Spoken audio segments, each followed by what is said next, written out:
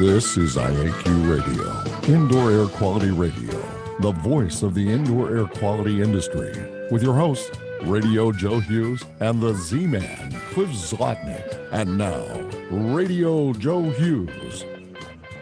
Good day and welcome to IAQ Radio Plus. This week is episode 631, and this week we're going to honor McGregor Mac Pearce, an industry pioneer who recently passed. He was a pioneer in the mold industry. I met him in 2000 at a MEHRC class, and we've had him on the show several times in the past. A great guy, a good friend of the show, and a great instructor. So looking forward to some great memories of Mac, and we're going to play one of his old shows back. We're going to hear from a bunch of his friends, and looking forward to a great show. Before we get started, we have to thank our sponsors. They are the reason we're still able to do the show. Our two newest sponsors are April Air and Sunbelt Rentals. Our marquee sponsor is Instascope at instascope.co. Our association sponsors are the American Industrial Hygiene Association at AIHA.org, the American Conference of Governmental Industrial Hygienists at ACGIH.org, the Cleaning Industry Research Institute at CIRIScience.org, the Indoor Air Quality Association at IAQA.org, the Restoration Industry Association at restorationindustry.org, the Institute for Inspection, Cleaning, and Restoration Certification at IICRC.org, and Healthy Buildings America 2021 at HB2021-America.org. Industry sponsors are AEML Laboratories at AEMLinc.com, Particles Plus at particlesplus.com, Grey Wolf Sensing Solutions at greywolfsensing.com, TSI Inc. at tsi.com, Sunbelt Rentals at sunbeltrentals.com, April Air at aprilaire.com, and Healthy Indoors Magazine at healthyindoors.com. And now you can win a cool prize. It's time for the IAQ Radio Trivia question. Be the first to correctly answer. Simply email your answer to czlotnick@cs.com. Or if listening live, just text your answer from your computer. And now, here's the Z-Man. Hello, everyone. Congratulations go out to Dawn Weeks in Canada, who was first to identify 80% as the percentage of people confirmed to have COVID-19 that later developed mild or moderate symptoms. The IAQ Radio Trivia question for today, June 25th, 2021, has been sponsored by TSI Inc., an industry leader in precision instrumentation for the monitoring of the indoor air. Learn how to expand your IAQ investigations at tsi.com. Here's today's IAQ Radio Trivia question. The Three Little Pigs is a fable about three pigs who build three houses of different materials. A big bad wolf blows down the first two pigs' houses, but's unable to destroy the third one. Today's trivia question is, what materials were the three houses made of? Mac Pearce was an environmental health consultant specializing in indoor air quality problems. He held a master's in public health from the University of Minnesota and was a nationally recognized speaker on mold issues. Mr. Pearce was one of the instructors at the Mid-Atlantic Environmental Hygiene Resource Center, which was founded in 1992 as a program of the University Science Center, a Pennsylvania science and technology corporation owned by 18 colleges and universities and academic centers from 3 states. Mac investigated mold problems in homes, commercial buildings, hospitals, clinics, and skyscrapers, and he made mycology marvelously interesting. Mac loved learning, never ceasing to pursue books, engaging with friends, swimming in the lake, Watab Lake, and hiking at his river cabin near Brainerd. Cliff, I want to go to you first on your memories of Mac.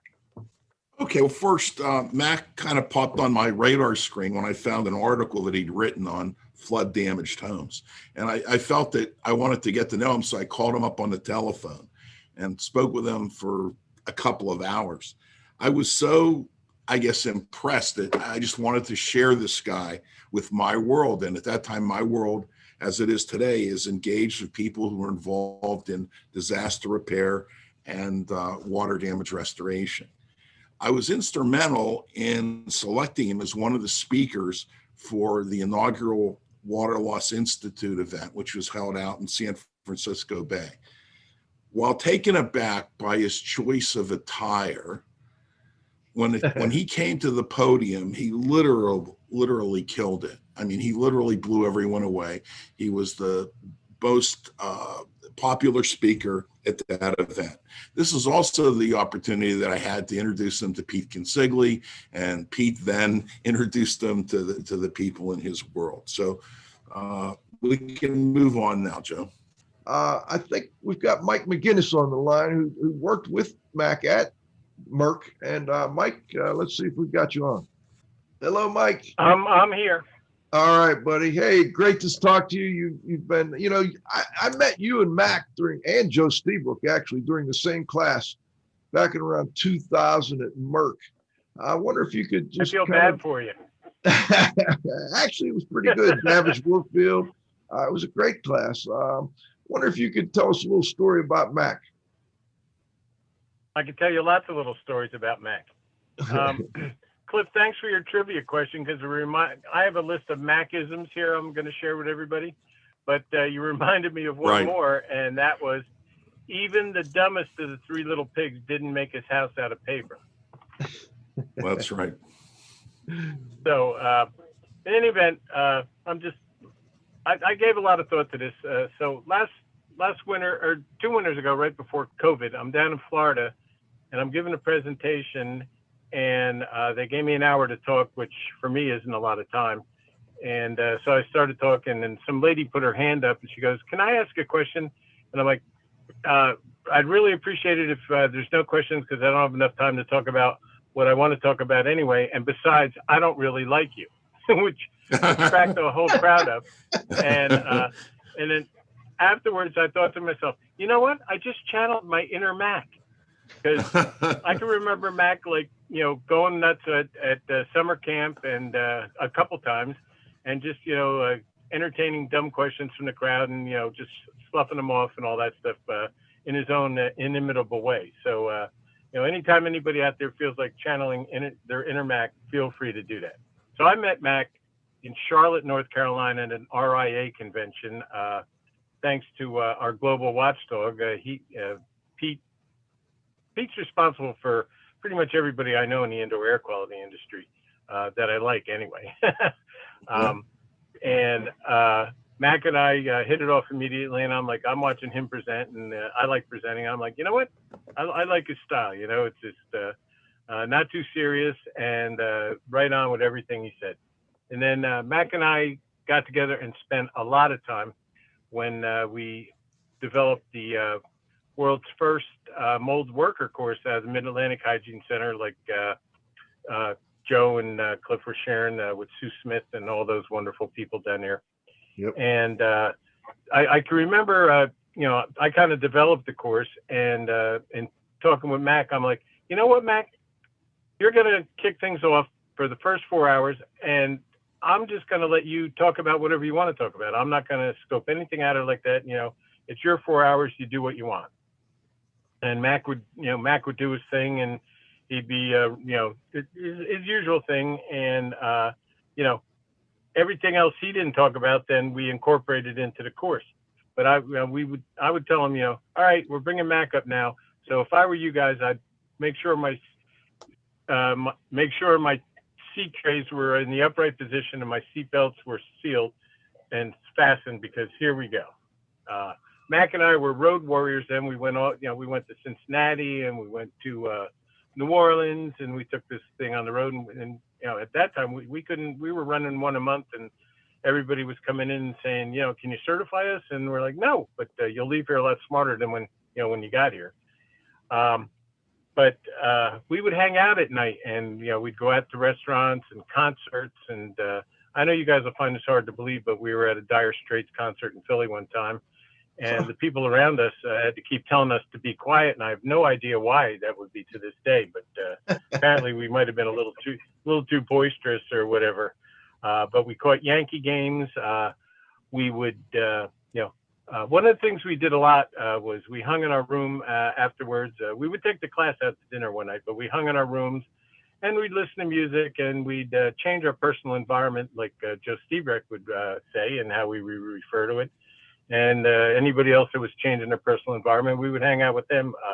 So that's why I mentioned Hank Ballard and Work With Me. And if you guys are you gonna play that, or do you need me to explain it? Absolutely. Okay. Well, the story behind that was I have a daughter named Annie, and I mentioned that, and Max says, "Oh, well, how about that?" And he pulled out Hank Ballard and the Midnighters, and he played the song "Work With Me, Annie."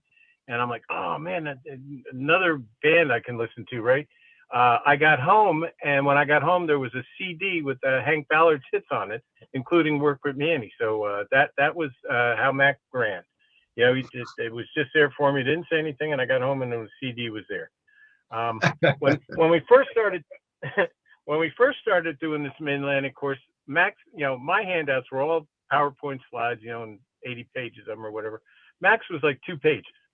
But then as time went by, I went through the old manuals this morning. Actually, I woke up early, and I looked in there, and Mac had went to PowerPoint. And I looked at him, and there was 75 slides of PowerPoint there, of which 8 were printed slides, and the rest were all pictures. So Max spent 4 hours with 8 printed slides, talking about, going over 75 pictures and all that kind of stuff. I'm going to share a couple of Mac terms with you. Number one, how about this? Molds are nature's garbage disposals. Yep. Then another one, life is solar powered. Another one, Mac always talked about self-composting homes, which I've used to this day, and I think Joe glommed that one as well. Yep. And when he was talking about health effects, he talked about the little macrophages that ran around our lungs, surrounding foreign bodies and getting rid of them. And he goes, and they attack these foreign bodies like pit bulls on steroids. And I'm like, only Mac could come up with that. And then the other one he always talked about was his disdain for contractors who would cut corners in mold remediation to curry favor with insurance adjusters so that they would get a lot of work. He didn't have a lot of time for those guys, and he let it be known. Yeah. So, I think that's it. I'm looking at everything. I could go on for a long time, but I know you guys got other time. Well, let me just finish this here with my quote here. Is I'd appreciate, I'll miss Mac. He's in my heart. He will be there. The Zen in me just says, his body stopped working, but he's still around. And I'll ask everybody just to pray for Mac and to pray to Mac and ask Mac to send us all a little bit of kindness, a little bit of goodness, and a lot of humor. So that's my take on Mac. I'll miss him greatly. Thank you, P, for hooking us all up. We're still rocking and rolling all these years later and still having fun. And Mac is still with us. And here's an invisible long-range toast to Mac and to all you guys. And thanks for letting me share about it. Well said, Mike. Thank you for joining us. Go ahead, John. Work with me, Annie. Work with me, Annie. Ooh-wee. Work with me, Annie.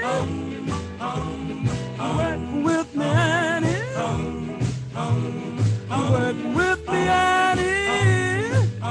Let's get it while the getting is good. So good, so good. Let's get it while the getting is good. All right, Cliff, let's go back to you for a minute. I think I cut you a little short. You may have had one more. Okay. Yeah. No, I just had a story. My Mac story was I was hired actually by a large construction company to go to New York City and look at what was formerly the Bear Stearns building, which was under construction. And I needed a mold guy. So certainly Mac was my first choice, and he and I went out there together. So we're actually, the night before we inspect the building, we're in our hotel, we're in the restaurant, we're eating, and all of a sudden we hear this voice and this bellowing voice. It turns out that it was James Earl Jones, who was in the same restaurant with us. So not only did we hear him, but we encountered with him and chatted with him, and he was a really good guy. So we're looking at this building, and this is a high-rise building, and it's under construction. In New York, like in most places, they start at the bottom and they build up. But there's always a deadline, and I guess in New York, there's a really tight deadline. So the last thing they put on this high-rise building is the roof, and they begin hanging drywall inside, and they begin painting inside, and they begin putting flooring inside the building. Start at the bottom and start putting the stuff up, but the roof's open and there's inclement weather. So naturally water gets inside, there's water damage, and there's mold. So there are two things I remember about the mold inspection that Mac and I made in the building. The first was that the construction manager kept telling us no pup tents, no pup tents. And by pup tents, he didn't want any containments visible in this building. He didn't want any of the clients and tenants and so on and so forth, anything about mold. So the protocol we had to put together couldn't have any pup tents. And the second thing, and probably more important one, was we were down in the basement, and Matt and I are down there with our flashlights, and we're looking around. All of a sudden, the contractor or the representative calls us, and he calls us over, and he says, is there such thing as orange mold? And I'd never seen it. Mac had never seen it. We go over there, and Mac's looking at it, and the contractor's representative asks him what it is, and Mac says, "I'm not sure. I need my microscope in order to so on and so forth." So the contractor's representative named this stuff Halloween-looking shit. So every time, and when it's Halloween, anytime I see a pumpkin, anytime I see the color orange, I remember HLS. Halloween looking shit. So that's my story. Back to you. The HLS story. All right, Cliff, thank you. Hey, Cliff, this is Mike, and I looked at that same building on your request too, and all the mold was on the sheetrock in the elevator shafts. Right. And they want me to go in, and I'm like, how you can't get anybody in there. It's too bad that Bear Stearns went out of business too, because they still owe me money for that job. I don't think I'm gonna say it. HLS mold. Thanks for reminding me. The HLS mold story. HLS mold. All right, John, let's go to Joe Lstiburek's little tribute. We had Joe on earlier, and he taped a tribute to Mac. Tell us a little bit about Mac, how you met him, and what you remember about the man. Well, I met Mac in Minneapolis at an EBA, Energy Efficient Building Association conference, and at that time I wasn't the most popular guy for EBA, and they had me speak on a Saturday morning at 8 in the morning, the last day of the conference, with this guy Mac Pearce, and of course they were punishing both Mac and I had never met him. And so, I'm irritated that I got to get up at freaking early in the morning. There's nobody going to be there. And sure enough, there were 10 people plus Mac and I, and Mac started talking, and I laughed so hard I cried. I had tears running down, and he was so insanely Mac Pearce-like, and I'd never seen that before. And I remember the best line that I got was, you could convince a blindfolded epileptic with drunk epileptic to cross Niagara Falls on a high wire without a net, but it wouldn't be a good idea. You probably shouldn't do this to your building. Anyway, it was like that the whole morning, 90 minutes, and it was spectacular. And so I invited him to summer camp, and he was the only speaker that got a standing ovation twice. Legendary. Of all of, of course, those of you who met him or knew him, knew how spectacular he was. It's just that, coming to speak in front of 500 people at summer camp where these people had never heard of Mac Pearce, and he brings the house down and people stand up and cheer and applaud. That was impressive. My favorite Mac Pearce personal moment was we were in Indianapolis, and he didn't have much good taste in alcohol, and I was trying to tell him, what a good wine is versus a bad wine, and he and so I pulled out a 1997 Sassicaia, which is the best wine on the planet, and I have a picture of Mac rubbing the 97 Sassicaia, and that has been on my laptop forever, and I look at it when bring back Mac memories, and so that was Mac in his prime. It was 2005, and we both ate unhealthy food, but drank really good wine and told stories, and I miss him already. Yeah, I met both you and Mac at MEHRC back in 2000, and one thing about Mac is he did not suffer fools very well. No, he did not, and but that's okay. I think fools deserve not to be suffered. Yeah, he somebody in the class said something that got him on a rant that it was amazing, and he was a great speaker. We enjoyed. I learned a lot. I had Dr. Dieter was with me at the time, and he fell in love with Mac and you and Mike McGuinness, and we've been hanging out here and there ever since. I got another Mac story. So we're out in Alaska in Seward, Alaska. They've got used to have a building science construction conference, and we're taken out on a boat, and Mac was terrified of the water, and he literally lay down on the bottom of the boat and kind of was whimpering, and we had to take him back in. It was he's such a tough guy, and then you put him in this magnificent sailboat, and it's sunny and it's not rough, and he was a water expert but hated to be on the water. I mean, that, and I remember that. I teased him at first, and I realized, well, no, this is not teasing anymore. This is okay, buddy. Well, we're Markham, turn the boat around. Markham, George, turn the boat around. We gotta. This is serious. Mac is not handling this very well. Anyway, so a world famous water expert who couldn't be on the water. I mean, McGregor Pearce. Love you. Amazing. Man.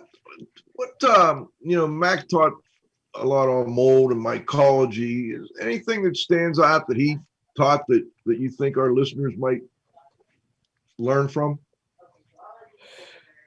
He thought mold testing was a waste of freaking time. Right. And he was right before a lot of people. He was, he said, Joe, you're a mold expert. And I said, huh? I'm not a microbiologist. He says, but you know water. You don't look for mold by looking for mold. You look for water because the mold needs the water.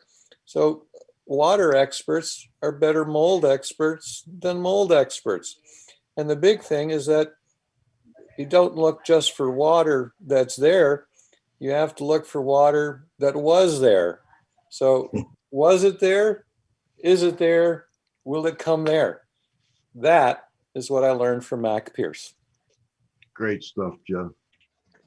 All right, let's get it over to Pete Consigli, the Restoration Global Watchdog. Pete, apparently you were the one that kind of got Mac going with all this group, and love to get your thoughts. Yeah. Well,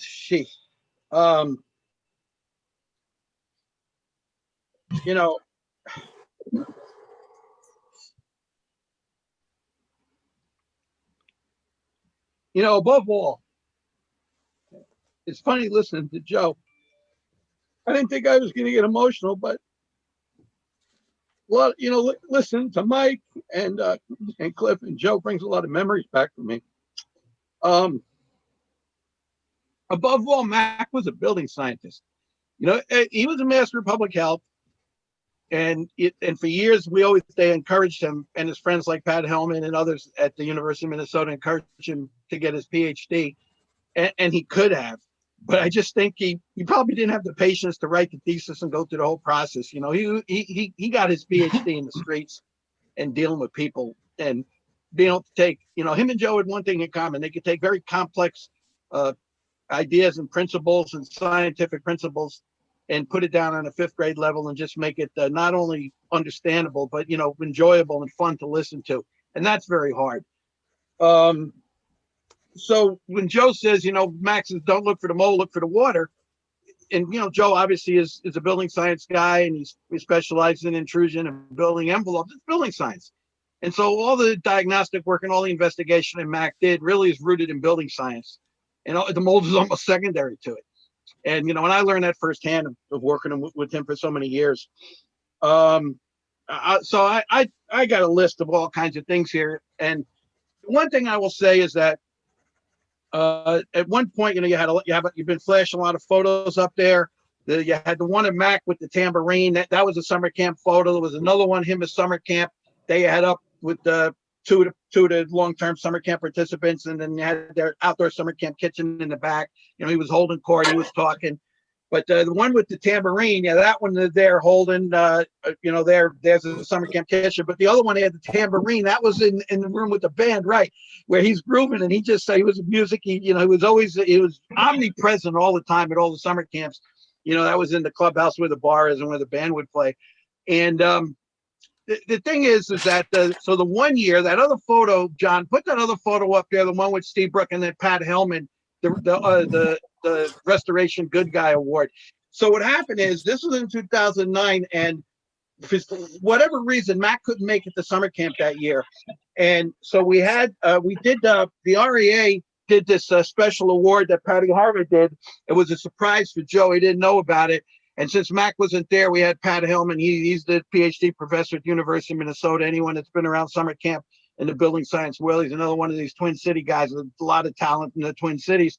And we did this presentation about Joe and Mac for 15 years of service to the restoration industry to help the industry understand building science and mold. And Pat accepted it on Mac's behalf. And then there was an article written up in the magazine where we actually dropped a picture of Mac in there, and we did a little write on it a couple of months later. And but the main reason why we did that, and we wanted to do it in front of that audience with that crowd, is to recognize them with their peers on how much they helped another industry. And anyway, we in the history of the RIA, I know of no other speakers that were more highly lauded than Joe Lstiburek and Mac Pearce. They were 1 and 1A, and you could put them in any order you want. And we're talking a sustained excellence of 10 to 15 years, contributions to the magazine, presentations at conferences and conventions, and networking with the members. And it's unparalleled. In the WLI conference that Cliff talked about in 19, Mac was part of a panel with Peter Sirk and David Bierman, and they gave a mold presentation back in the day when the mold is gold era hadn't even started yet. People outside of the core industrial hygiene community, they didn't know who Phil Morey was yet, and all of these guys, right? And Mac gave this presentation to an audience of about 300, who at the time a lot were skeptical. What's the big deal with mold? And at the end of that presentation, that panel got a standing ovation that lasted for over a minute. So kind of like Joe said, very rarely did people at these high quality events, a summer camp and others, did people get a standing ovation. And it was that kind of thing. And of course, look, Peter and David did a good job, but Mac was the linchpin. He was the glue that held that panel together. He was absolutely fabulous. I remember when Mac came down. Now, so Cliff had told me about Mac. And he said, Pete, I met this guy. He's going to be like the keynote kicking off for a conference. And he's a little different. I go, different? Why? You're preaching to the choir, different. Like I'm supposed to be shocked that he's different. You know, I mean, come on. So anyway, we're down there in the meeting room early getting it organized. It's about 6:30. And all of a sudden, this guy busts into the room. And I didn't know who Mac was, and I hadn't seen a picture of him or anything. He bust into the room. He literally rolled out of bed.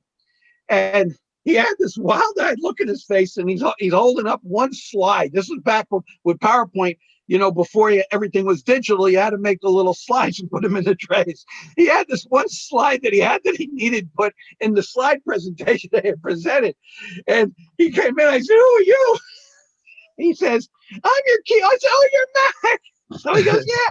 So anyway, I said, "Well, give me the slide, Mac. No problem with being there." He goes, I need coffee. I said, "Yeah." I said, "Hey, by the way, Mac, you're planning on getting dressed up for the event, right?" "Oh, yeah, don't worry, no problem." And he shows up an hour later for the event. I think the only thing different that he has, he put that little custom string tie on. And anyway, but nobody cared.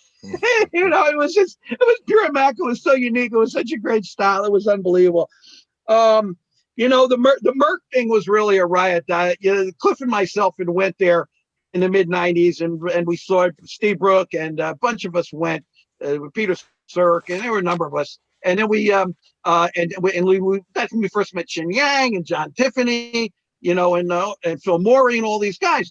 And so Cliff and myself eventually wound up doing a special fire and water restoration under the MEHRC program to teach their audience on the emerging field of restoration to them. And at one point I said, you know, this mold thing is getting big, Sue. I said, you need to put a mold conference together. I said, I got the three perfect guys. I said, you get McGuinness, who already was a trainer with MEHRC. I said, he'll do the health and safety stuff. I said, you know, he's the industrial hygienist guy. I said, then we got this guy, Mac Pearce, who she kind of really didn't know you. I said, hey, you got to trust me. He's going to take this dry top of a mold and blow the audience away. And then she already knew who Davidge was, and Davidge had been around for years.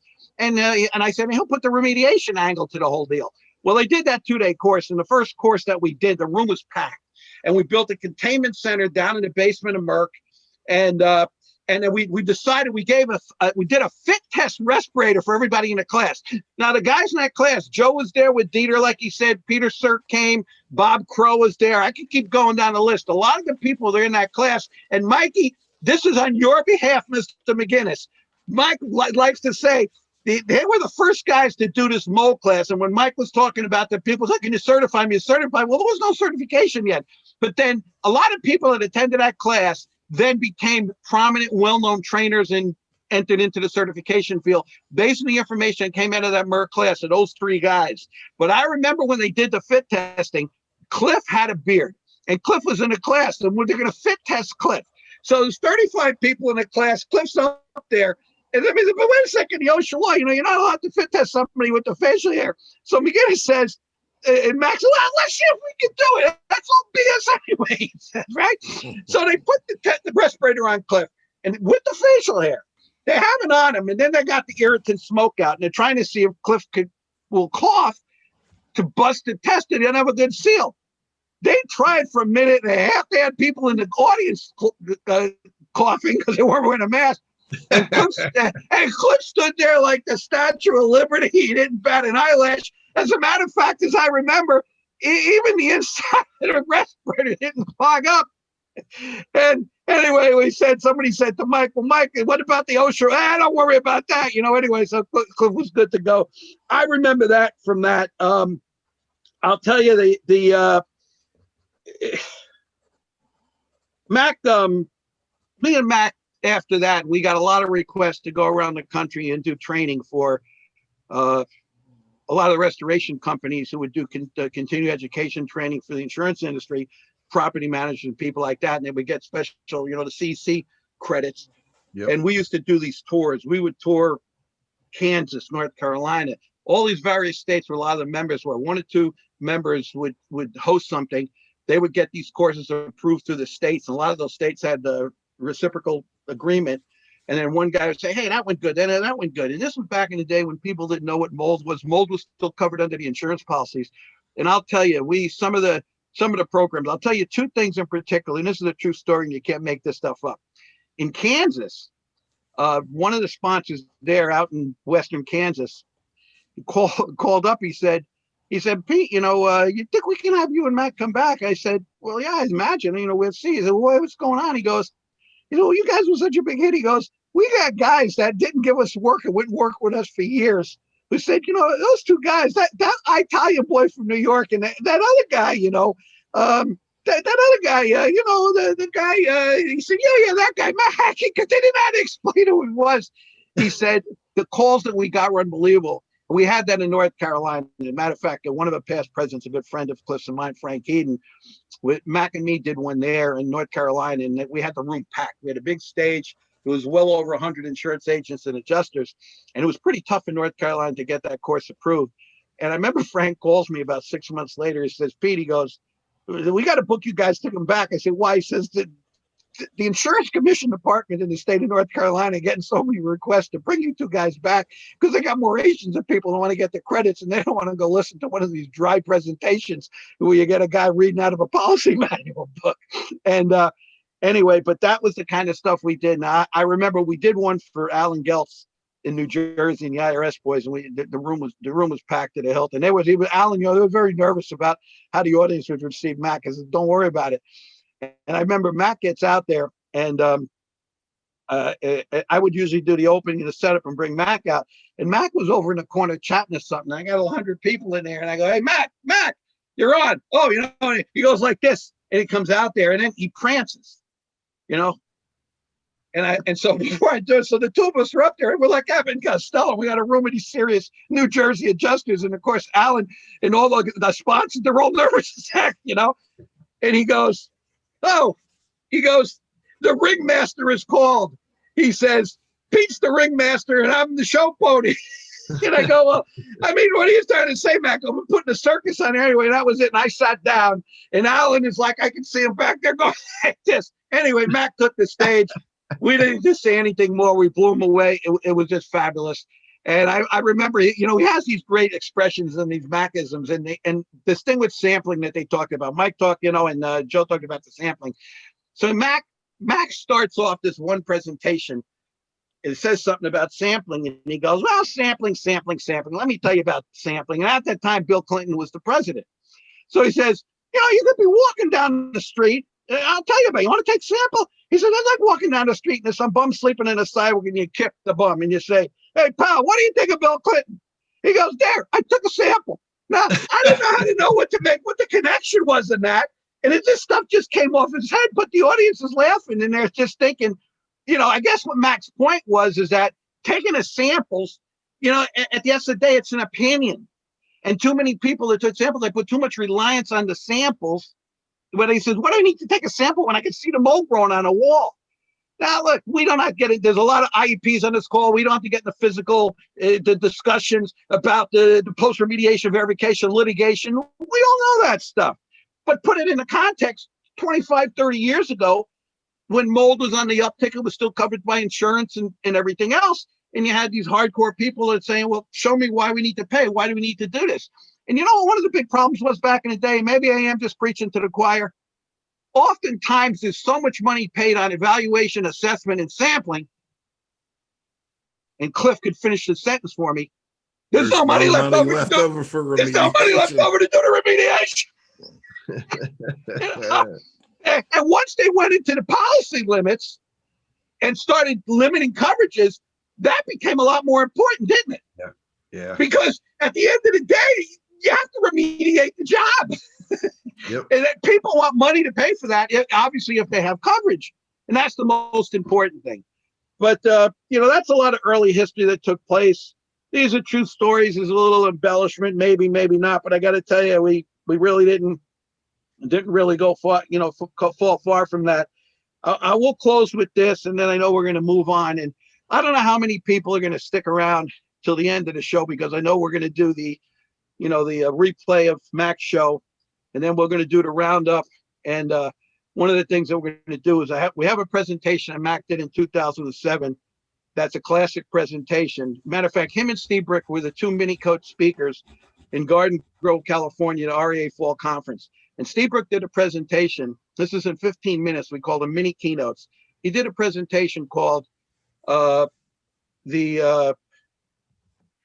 second law of thermodynamics for dummies. And Joe had 10 slides, and he made it as simple as he could possibly be on understanding the second law and how it applied to evaluating and drying buildings. Mac's presentation was called The Idiot's Guides for the Rules of Drying. It was hysterical. And what Mac actually did a research study to prove his point by cleaning his socks and then drying his socks through the various methods of air drying, hot, using heat, doing all the different drying methods. He weighed the socks and took the water out. He measured the time, and he created the rules of drying for idiots in the classic Mac style. It's unbelievable. And I think there's a whole new generation of people that need to grasp the rules for dummies and for idiots, which we took that, off of those series of books.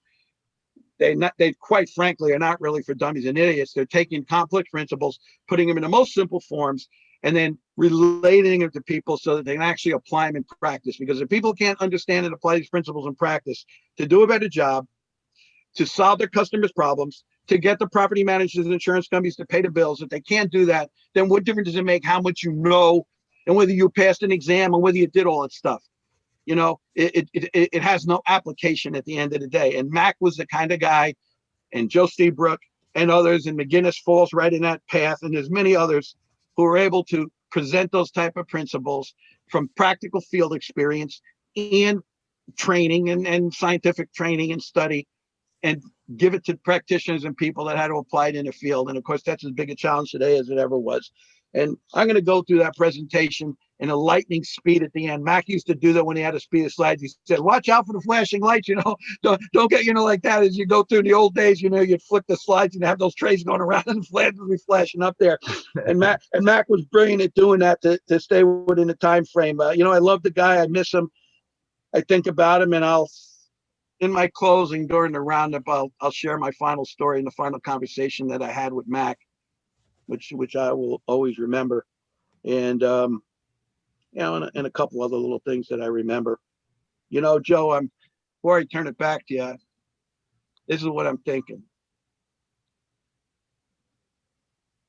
You never, when we wanted to put this together for Mac, we wanted to wait to do this show after the celebration of life, which I guess was yesterday, the day before. You had, John had put that little sticker up there that went out, and it was in the Twin Cities, an Italian restaurant. And of course, all his friends and all his buddies, a couple of them were called in. I could see they're actually on the call now.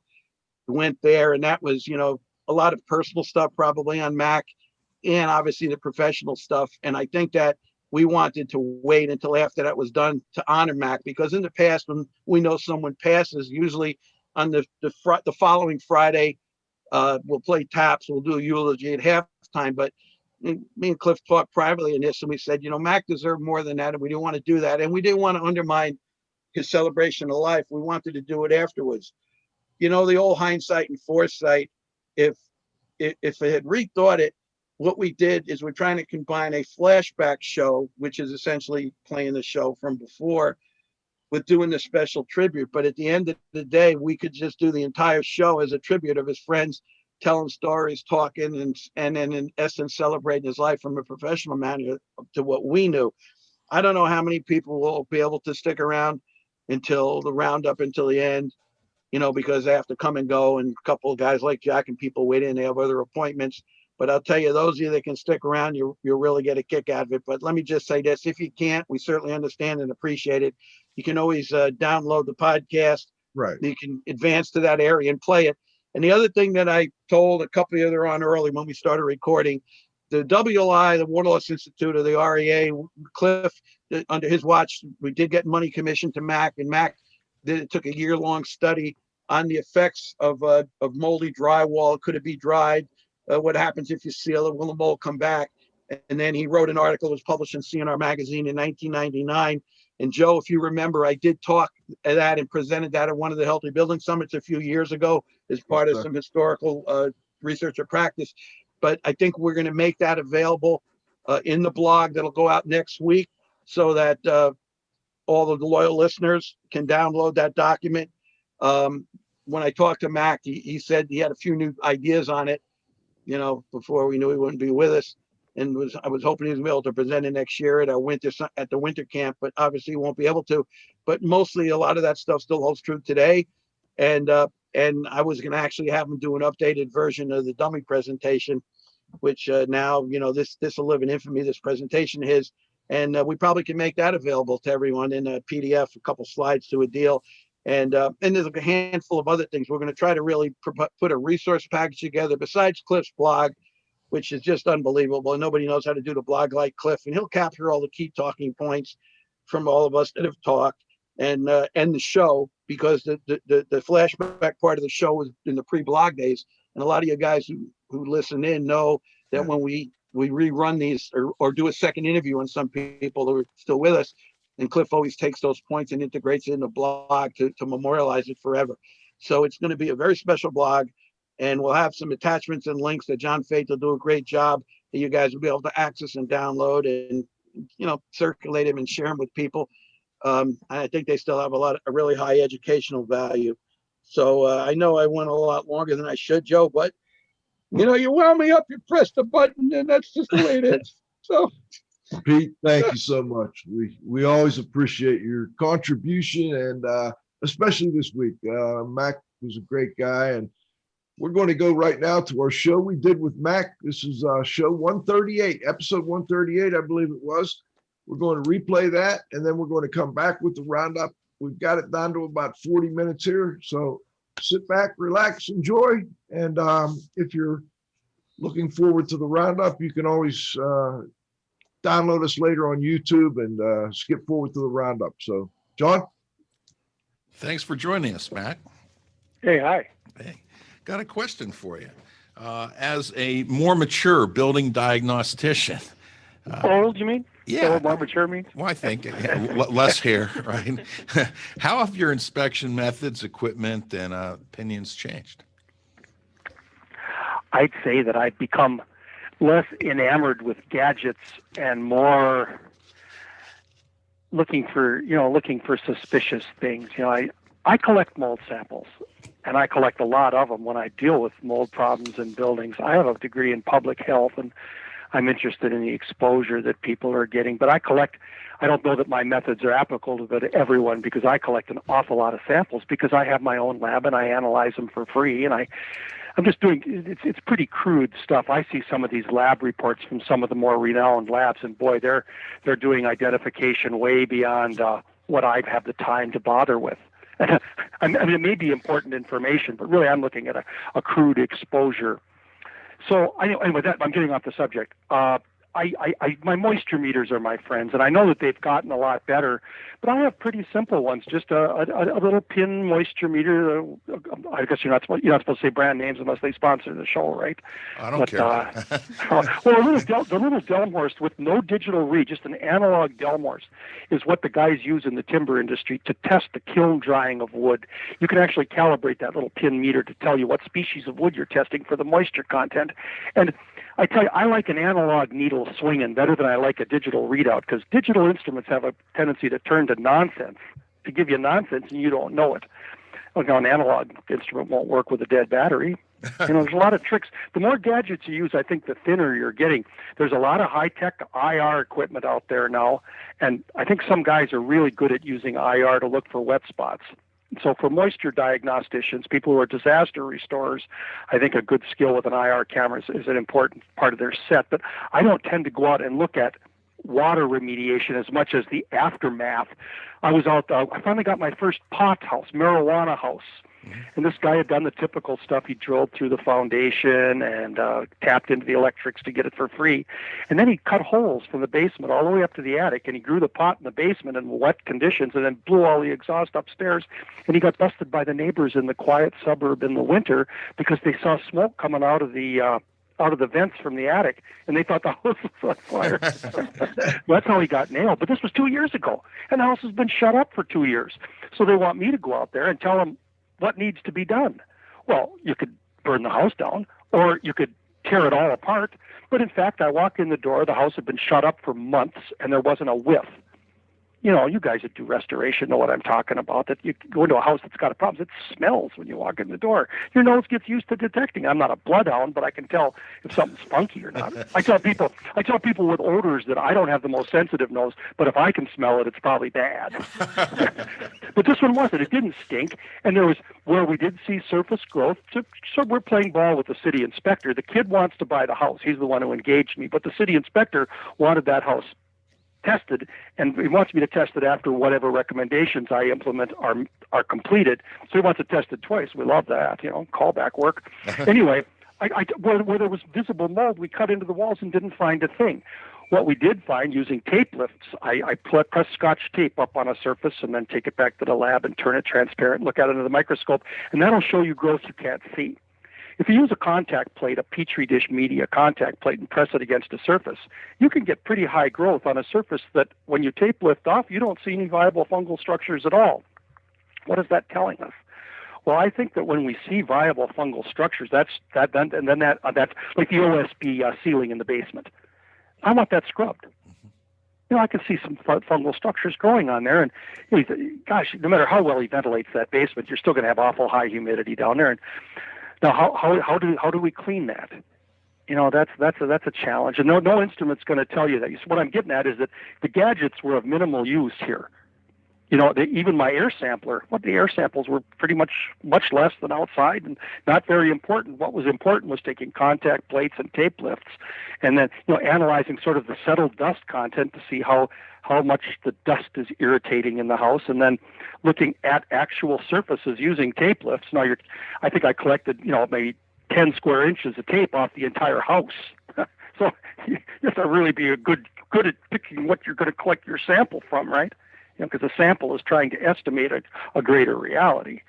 But, you're kind of thinking, well, where could it be bad? Where would be the worst place it could be? Let's look there. And if it isn't bad there, then it's probably okay. So I'd say on a scale of 1 to 10, this pothouse probably was only about a level 3 problem.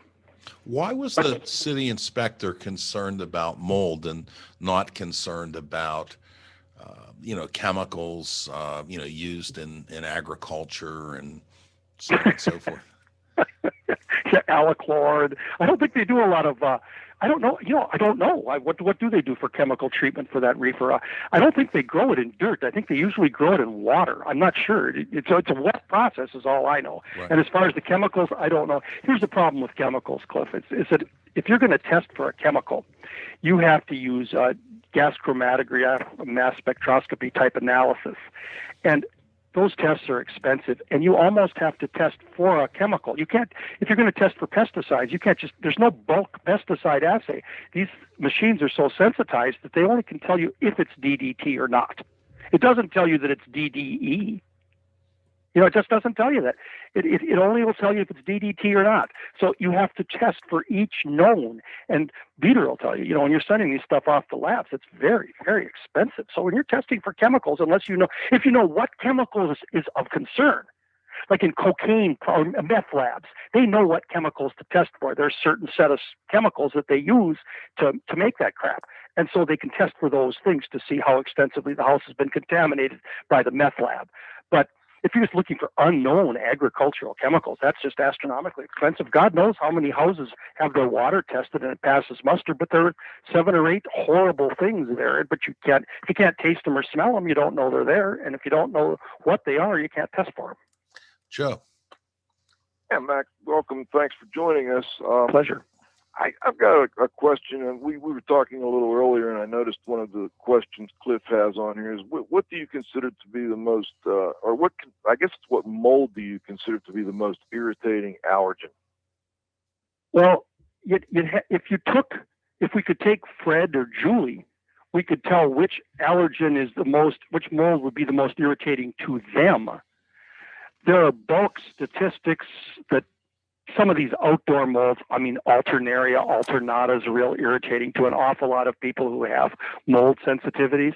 But this stuff is so subjective. You know, we don't really know that much about the immune system, and a lot of what we know is because of AIDS. Trying to solve the puzzle of what the heck this disease was has led to an awful lot of research on how the immune system works. But, you know, your body's trying to sort out self from non-self, and people who are more sensitive to things actually have more reactive, aggressive immune systems that, quote unquote, overreact to what would be a trivial exposure. A cat hops in my lap and licks my arm, so what? Somebody else, that cat spit and cat skin just sends them just tingling off the chart with sneezing and splitting headaches. The next person isn't irritated by cats, but they're irritated by parakeet, by bird dander. You understand what I'm saying? There's not one you can pick out. And as far as poison, like your question there at the beginning, I know the answer. It's not like that. I mean, there's not really one reputable medical journal article on anyone being poisoned by being in a moldy house, unless they're eating the stuff. All the research I've seen on toxic mold has been done pretty much on animal feeding studies. I read a study by a renowned indoor air quality expert who gets published all the time. He's a big shot, but about Stachybotrys poisoning the animal and causing nasal bleeding, but they were shoving the spores up its nose in big blobs. I mean, people don't get that kind of exposure unless they're going around with a drinking straw and, you know, snorting the stuff off the wall like a junkie. You wouldn't get that kind of an exposure. So when it comes to poisonous mold, I back off of that. I guess Stachybotrys, houses that have Stachybotrys in them tend to make allergic sufferers miserable, but houses that have Stachybotrys usually are very wet. And when Stachybotrys chartarum is in there, usually there's a lot of other stuff in there too. Could be bacteria. Who knows? Wet houses. We do know that houses that are more damp seem to make people more miserable, regardless of their health conditions. You know, Mac, speaking of Stachybotrys, you've been known to demonstrate the dose risk response of Stachybotrys chartarum to a group of interested parties. How do you do that? Well, what I've done in the past is just take a piece of drywall with some Stachybotrys on it and lick my finger, rub it on her, and lick my finger again. It's not that poisonous. And I'm told I'm not the only one that's done that. Actually, you know, some pretty renowned physicians and stuff have done it. They weren't copying me. They probably did it before me. You know, but the thing is, I think the thing that Stachybotrys is really most toxic to is the wallets of the people who are paying for abatement. Because you read some of this, I know a local guy here, he charged somebody $1,200 to cut out a foot of drywall below a leaking toilet valve on the wall in a multifamily building. He had the space suits and the airlock chambers and everything to cut out 1 square foot of drywall because this was poisonous mold. So there's been a lot of money made on it. And so, you know, and panic mongering. I know something really bad for you that you don't know about. Everybody's so into trying to make their own life safer that it can sucker people into spending more money and being more worried about things that really aren't that big of a concern. Annie? Yeah, I'm just curious. What does mold have in common with ground soil? Taking it off the wall, you know, what does that have to do with it in soil, though? Well, mold is an important component of the soil. The soil is probably the largest tissue in the body of the earth, and it's the vital tissue that sends up new life. And so everything that dies turns back into dirt, and then from the dirt springs the new life. That's pretty much the cycle, and maybe a little different in the ocean, but you know what I'm saying.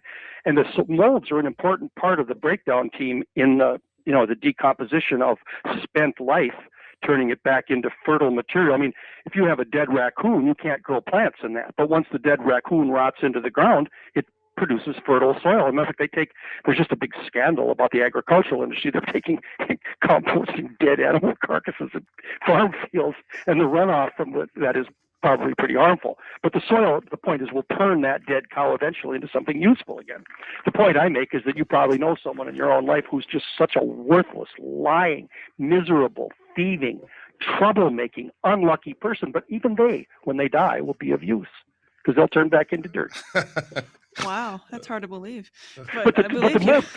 When you take dirt and you culture it, I don't care, you know, unless it maybe some kind of sand might be sterile, but I can't think of a piece of dirt that I haven't taken and cultured and gotten just millions of colonies per gram. The soil is just full of all kinds of fungal spores.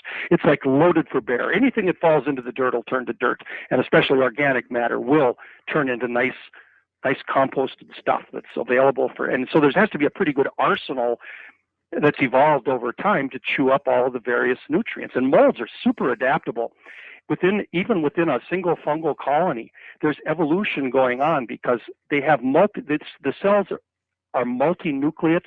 There's more than one, traditional biological cell, you have the nucleus with the DNA in it, and then around the cell you have and then you have the extracellular medium around the cell in the human body, whatever. But in the molds, they have more nucleuses, and these nucleuses are all over, and they're constantly dividing and making new ones, and mistakes are made in the replication of DNA, and that's what evolution is all about. Most mistakes just don't work. But if that mold is it involves a nucleus that sends out and makes the digestive chemicals that are a little more effective for that particular kind of paper that particular colony is growing on, you're going to have an evolutionary change in that fungus right there in that little microhabitat. And if over time the environment around that area is changing to have more to favor that kind of nutritional digestion over another, then that mold will evolve in that direction. That's what nature's all about, is progressive evolution. I kind of, it's like it's this smartness that's built into the whole biological system. I'm not talking about the intelligent planning argument, but geez, you got to hand it to the universe. It's brilliant. and life on Earth sure is. The more you study it, the more amazing it is. The more complicated it is, the more you realize how little we know. Talking about Stacky that you had mentioned before, how does and this is in quotes, Mac, toxic molds such as Stachybotrys chartarum differ from a substance such as carbon monoxide in regard to toxicity? The lesion, the toxin has a place where it's active. What it does, carbon monoxide, it makes it so you can't get oxygen to your tissue. So it basically suffocates you. Without you knowing it, you're being choked to death. Yeah. Okay. Now, Stachybotrys produces symptoms, bleeding. It causes the bleeding, and it can be an acute poison. There was a guy here in the University of Minnesota in our agricultural department who was working to try to militarize Stachybotrys. So it is poisonous, but the acute poisonous lesion, I don't know that much about it. As far as what it'll do as an acute toxin, like something you keel over dead in 5 minutes from being exposed to it type of thing. I don't know. I know that, animals that eat the stuff, go vomiting up blood and get lesions in their lungs and, pneumonia-like symptoms with blood in their lungs and that kind of thing. Not like anthrax, but, some kind of poison like that. I don't know enough about that to discuss it. I could run and get a book and look it up, but then so could you. Okay. All right. Our marquee sponsor, Instascope. More jobs done faster with the future of IAQ assessment technology. Unlimited samples, instant results, and cloud-based data at instascope.co. Our association sponsors are AIHA, Healthy Workplaces, A Healthier World at AIHA.org. ACGIH, Advancing Careers of Professionals in Environmental Health, Industrial Hygiene, and Safety, interested in defining their science at acgih.org. The Cleaning Industry Research Institute. See more deeply through science and research at CIRIScience.org. The Indoor Air Quality Association, promoting the exchange of indoor environmental quality information through education and research at IAQA.org. The Restoration Industry Association, the granddaddy of the restoration industry, network with leaders at restorationindustry.org. The IICRC, a nonprofit standards development and certifying body for the cleaning and restoration industry at IICRC.org. And Healthy Buildings America 2021 in Honolulu, Hawaii, November 9 through 11 at hb2021-america.org. IAQ Radio industry sponsors are AEML Laboratories, free shipping, great pricing, same-day results with no rush fee at aemlinc.com. Particles Plus, feature-rich particle counters and air quality instrumentation. Count on us at particlesplus.com. Gray Wolf Sensing Solutions, over 20 years manufacturing accurate, reliable IAQ instrumentation for portable, short-term, and continuous monitoring at graywolfsensing.com. TSI Inc., an industry leader in precision instrumentation for monitoring indoor air. Learn how to expand your IAQ investigations at tsi.com. Sunbelt Rentals, availability, reliability, and ease for all your IAQ and restoration needs at sunbeltrentals.com. April Air, healthy home at aprilaire.com. And Healthy Indoors Magazine, a free online magazine for industry professionals and consumers at healthyindoors.com. Annie? Yeah. How fast do mold spores settle in still air? Oh, that's a good question.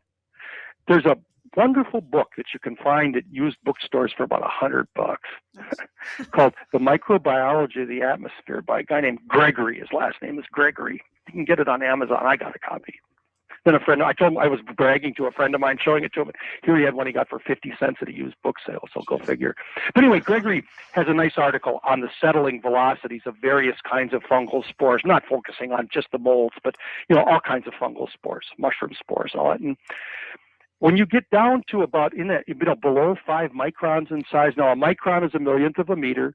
A period at the end of the sentence in the Pittsburgh Post-Intelligencer is about 100 microns. So when you get down to about 5 microns, then the viscosity of the air retards the fall of those particles so that they fall at rates of less than a yard an hour. Really slow. So that's what makes them such nasty little buggers. When they're knocked up into the air in large numbers, they take quite a while to settle out. And because of their small size, they're easily deposited deep, deep down in the respiratory tract where they can produce various kinds of mischief if they're left untended. Joe? Yeah, Mac, I'm curious.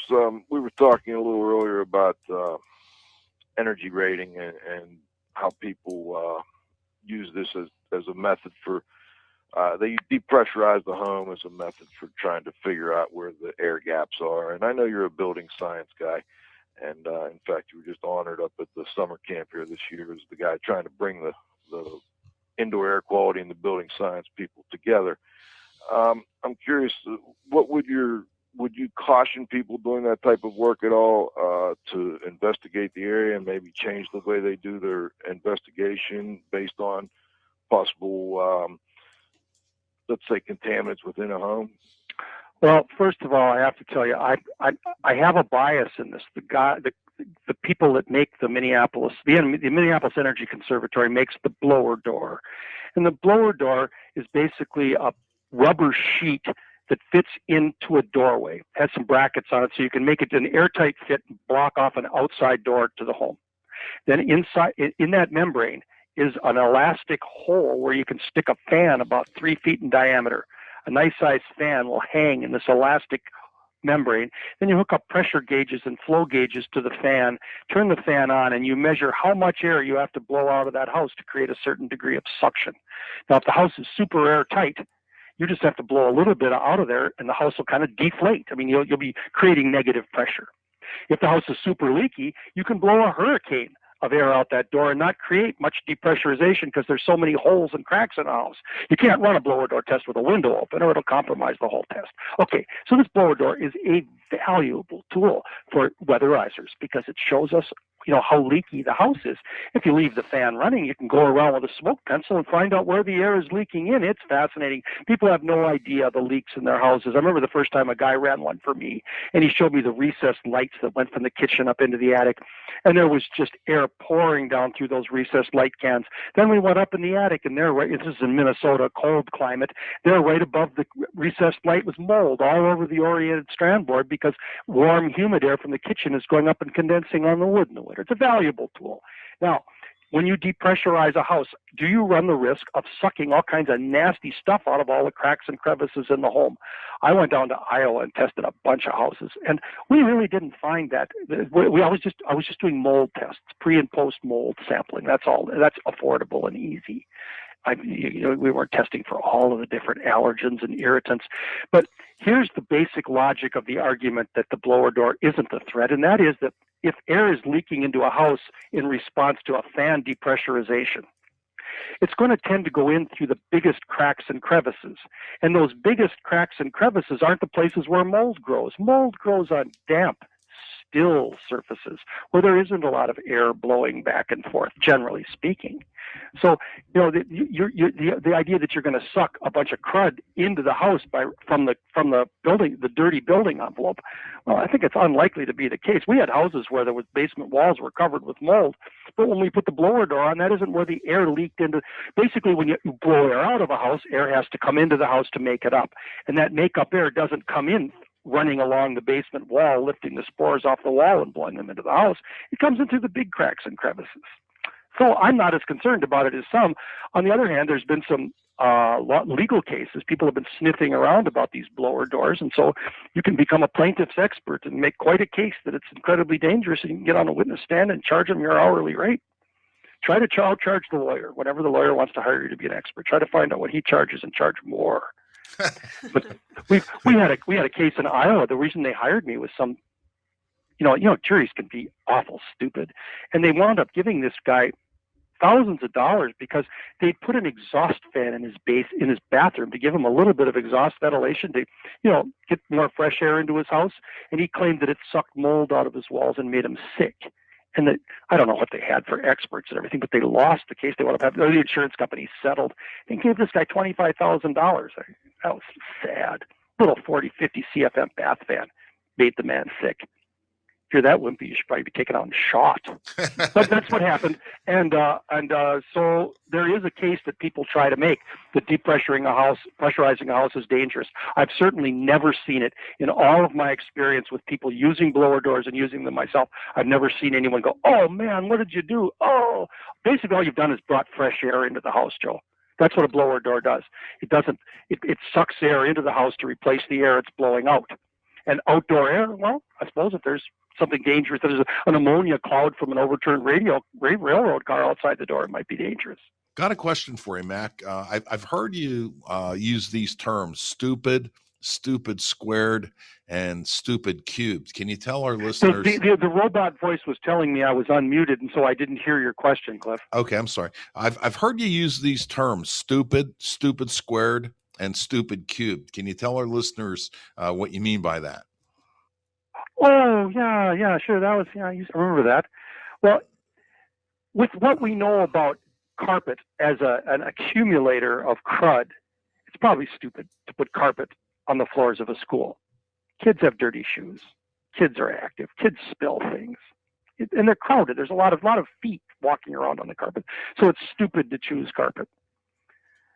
But to me, that's actually the cube value. The stupid thing is to go and pour a concrete slab for your school, and not properly prepare the site before you pour the slab, so that the settling weight of the concrete makes the slab of the building the lowest point on the entire area. So the football field and the parking lot all drain towards the slab because they didn't build it up on a crown. That's stupid.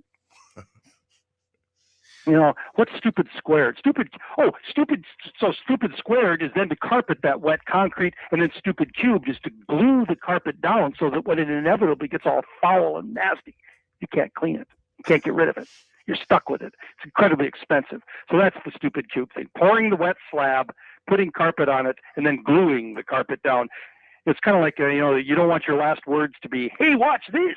Well, that's kind of an example of that. You're sort of pushing against nature, and nature doesn't get offended, and nature doesn't get, but nature tends to prevail in the end. And if you go against the laws of physics, you're asking for it.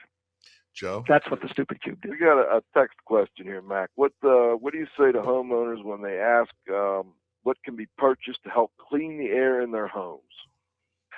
I tell them that the best strategy is to, as Peter would agree with me, if you really are concerned about a level of a contaminant, you should probably wear the appropriate kind of respirator. When you try to clean the whole house with filtration, you get some net effect, but you're better off to remove the source than to try to protect the occupant. Now, on the opposite side of this, we are currently doing a project with a bunch of low-income housing with asthmatic sufferers, and we're putting filtration in. We're putting, MERV 12 filters on the return grills in these forced air homes, and we'll see whether they produce a benefit. But basically, especially those various kinds of chemical air cleaners, my opinion is that they don't do much good. But when people have a sick kid, they get desperate and are easily conned, and because fear goes into for a lot of these products. Now, they sell vacuum cleaners that are excellent air cleaners, and they aren't necessarily the most expensive vacuum cleaners. Consumer Reports reviews them. So the best air cleaning device I can think of would be first to get rid of your carpet, and then have a good vacuum cleaner. Those would be the best defenses, I think. Air filtration for the home, people spend an awful lot of money on it, and I don't know that the benefits have been clearly demonstrated. But removing the dust from the home, one way or another, is a smart thing to do. But instead of trying to get the dust out of the air, if we can remove the settled dust from the countertops, from the carpets, from the floors, it will have fewer chances to get into the air. I don't know. That's my theory. Mac, could you contrast two different houses? One house has a crawl space with a dirt floor. The other one has a crawl space and it has a cement floor.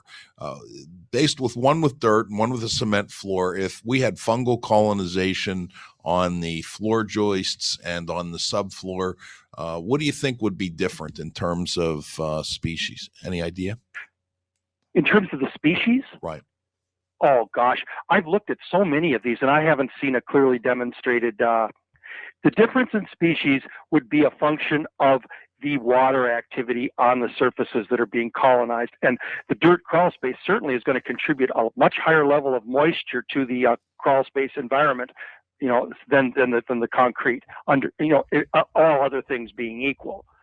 If you have the same site, you're better off to have a concrete floor. Even a good poly barrier on the crawl space floor works as well. All the seams have to be sealed and has to be well attached to the sides.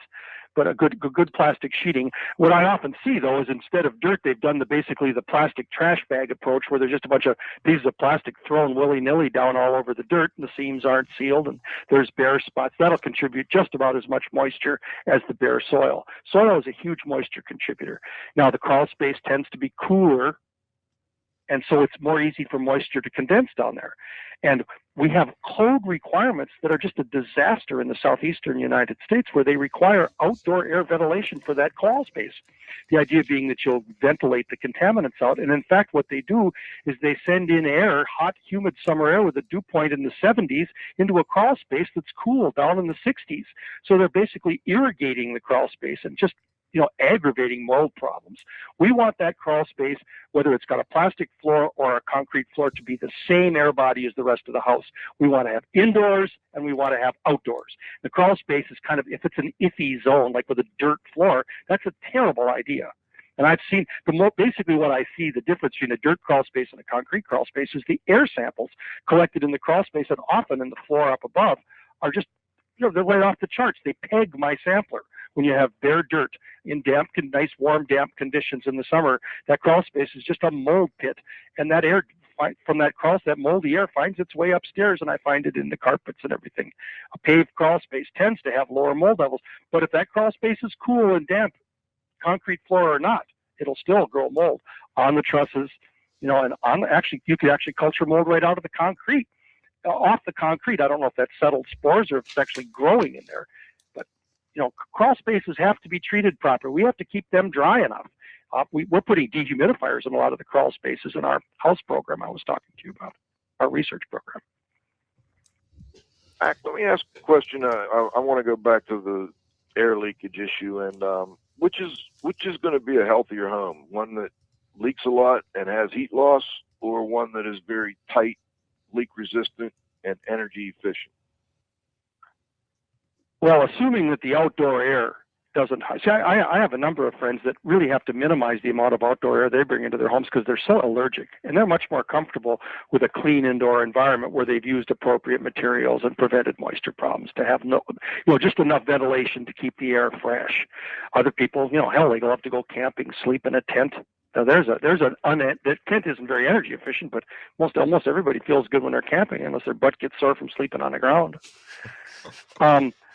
The fact is, we just can't afford to build these leaky old energy hog homes anymore. Now, I take this back, if you live in Monterey, California, the weather half the time, you can have the windows open, because it's just perfect. The weather's perfect on the coast of California. If you get if it never gets too hot, never gets too cold. But that's pretty unusual to have a climate like that. The areas where they grow coffee around the world are in the tropics, but they're in the highlands. So they have year-round highs of 75 and year-round low of 68. Now there you can have, that's the best of both worlds. But in a house in a climate where we have to heat like Minnesota, you have to make your houses tight and energy efficient as much as you can, because you can't afford to live in them otherwise. And if you're broken, driven out into the street with a shopping cart and ragged clothes, that's bad for your health too.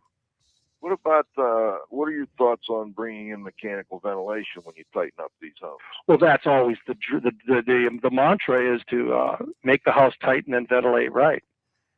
So you have to have mechanical ventilation. And the ASHRAE study that's going on now about just how much ventilation is required is a fascinating debate. I get the emails and throw in my 2 cents worth once in a while. I think mechanical ventilation has a lot of potential. But on the other hand, we're going up to these houses I was discussing in my study, low-income housing in the woods in northern Minnesota. And here they put in HRVs, heat recovery ventilators. You know what they are, Joe, right? Oh, yeah. Yeah.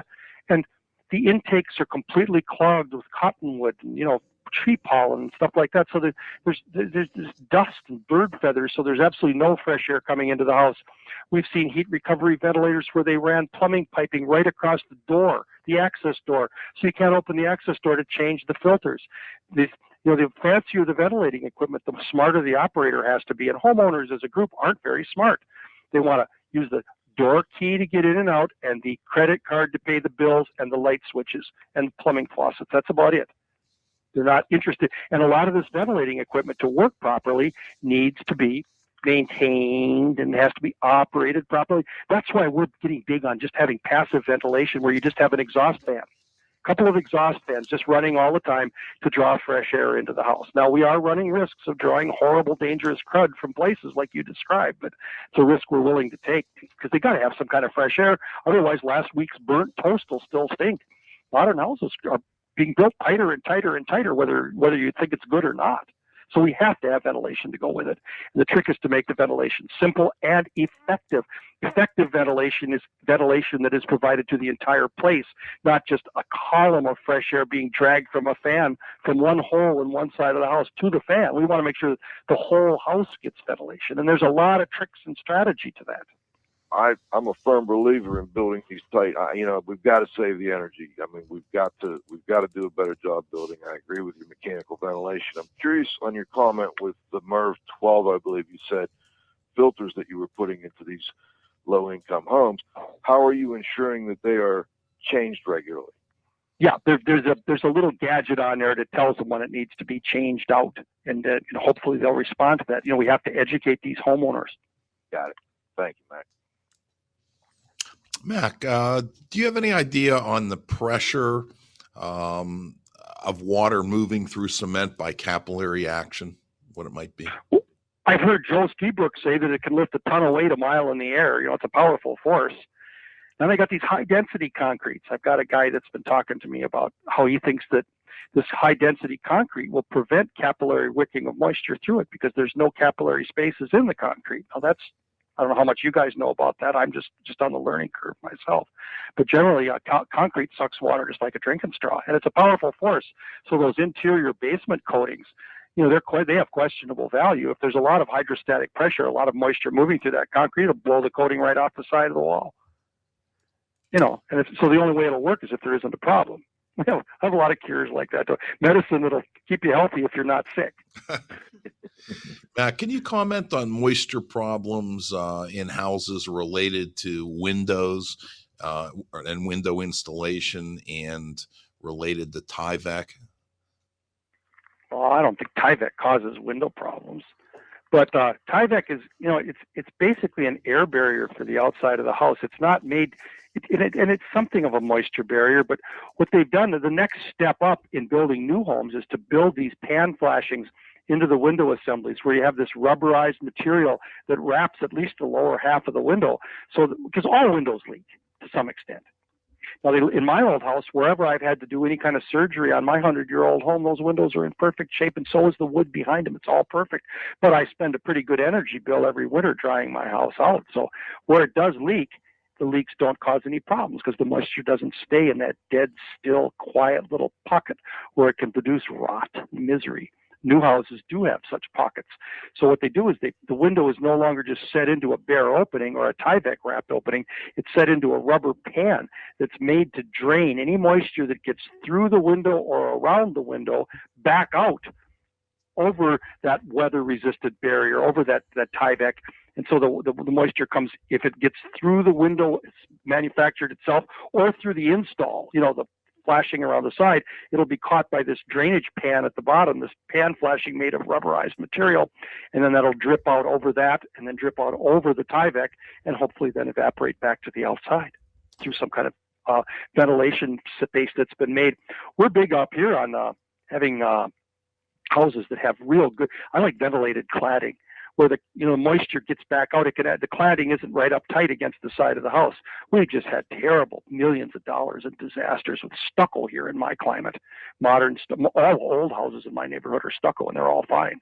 They're obviously good because there'd be a blank space where it rotted away. There aren't any blank spaces. I live in an urban neighborhood. All the houses are 100-year-old stucco, and they're all perfect. But the new ones, the cul-de-sacs out there in the suburbs, are just rotting at a terrible rate because you got that concrete stucco smooshed up against the sheathing and just rotting it away. And Tyvek will not save that.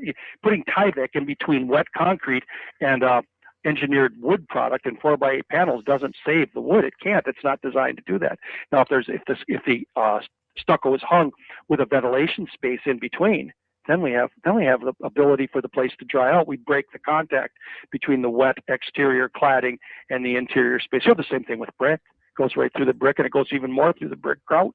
And if it has the opportunity to transfer right to the inside, I'm dealing with a big high-rise building with all $1 million condo units, and the diagnostics on this one, you don't need tools. Just get down on your hands and knees and smell the outlet plates. Just smells like moldy bread inside the walls. They've got brick right up against the sheathing, and this is a 1970s building where the sheathing was paper-covered sheetrock, drywall, paper-covered drywall.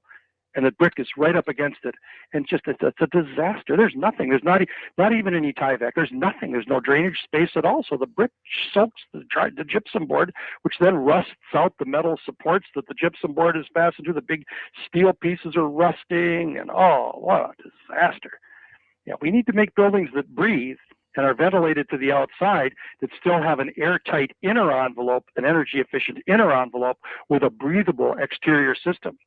We got to be able to kick that moisture out. I think a lot of the exciting research that's being done now is on exterior insulation systems, where we put up our cladding and then put a bomb-proof rubber membrane over not the cladding, put up the sheathing, whether it's OSB or whatever, dense glass, the fiberglass sheetrock, whatever, and put the waterproofing over that, and then we put a foam insulation on that, and then furring strips, and then hang our cladding on that. Now that's a system that's just. Then the wall cavities aren't going to be full of insulation. They're free for use for utilities. We don't get the condensation and the issues in the wall cavities, and then our sheetrock on the inside is safe. I think that's an exciting notion. We're seeing houses being built that way. It's a new skill set.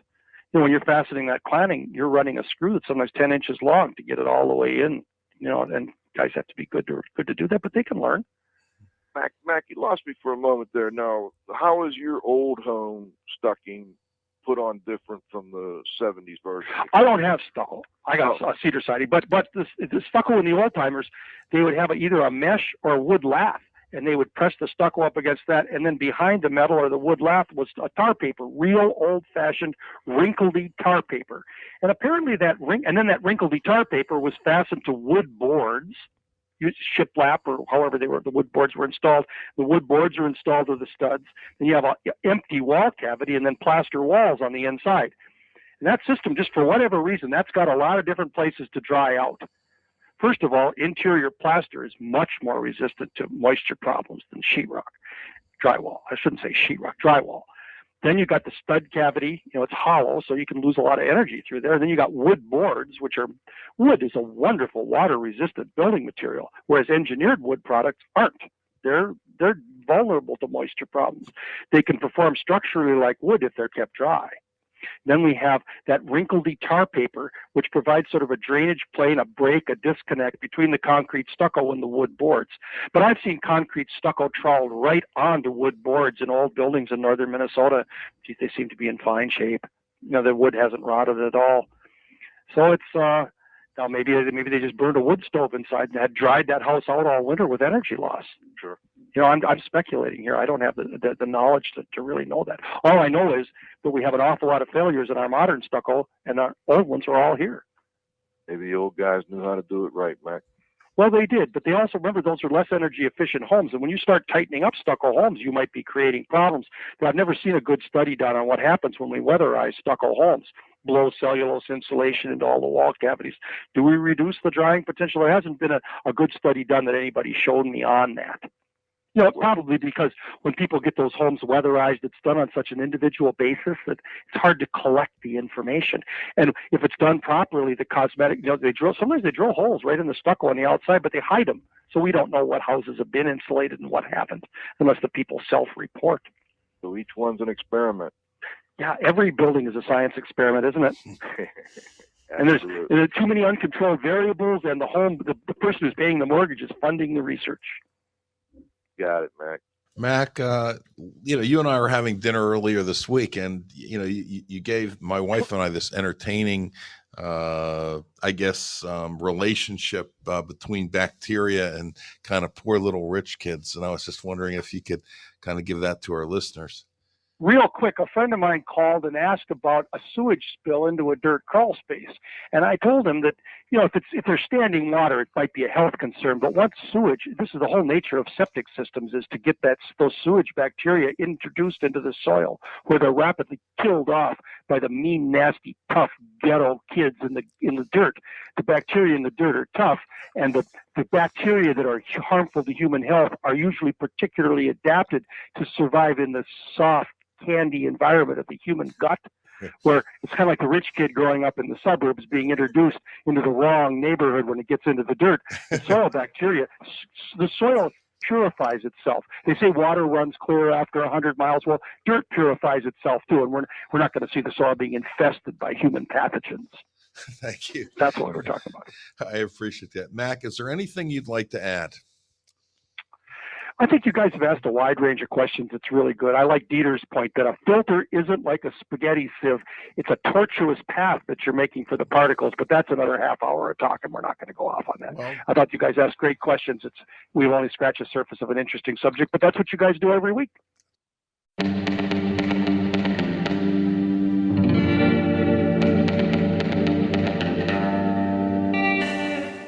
Okay, what a great interview. It still holds up well to this day. That was from September 18th, 2009. The roundup is brought to us by April Air, Healthy Home at aprilaire.com. Let's go to the Z-Man for final thoughts on this week's show and our memorial show for Mac Pearce. Oh, just two things. I know why there wasn't a blog before. I can't write anywhere near as fast as he talks. But the one other thing, two words that I remember that he said as well is was wood, and his description of this engineered wood is was wood, and it's already pre-broken down for the mold because it's made out of little chips and pieces. But no, I give my time up. I'm done.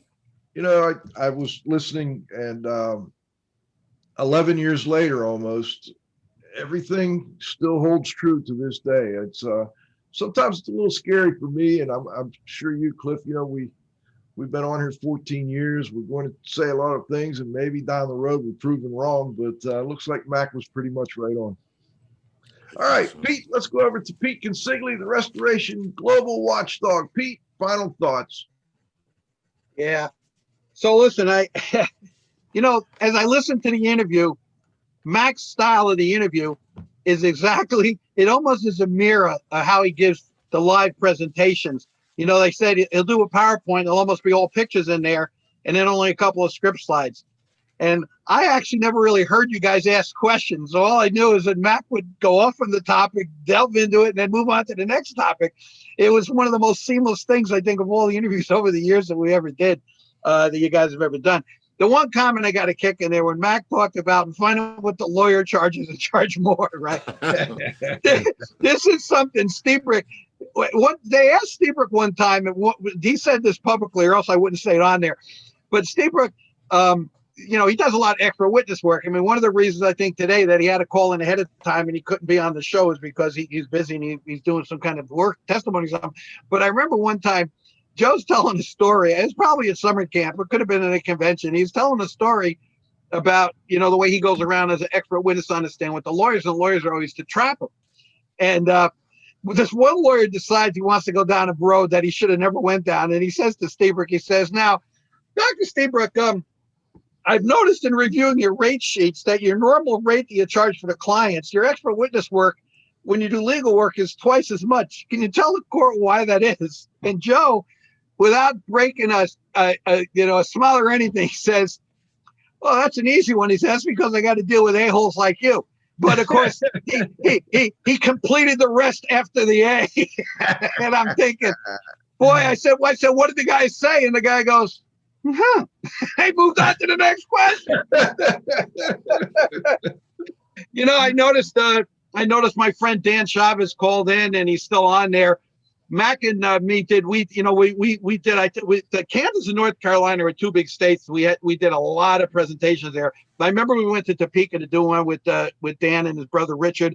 They had a room packed with all the local insurance people and some property managers. I remember the one thing they said to Mac, what do you think? It was a pretty great show. He says, let me tell you about that lunch. And one of the things they have this place there called Boss Hogs in Topeka. They're not around anywhere, but they did catering.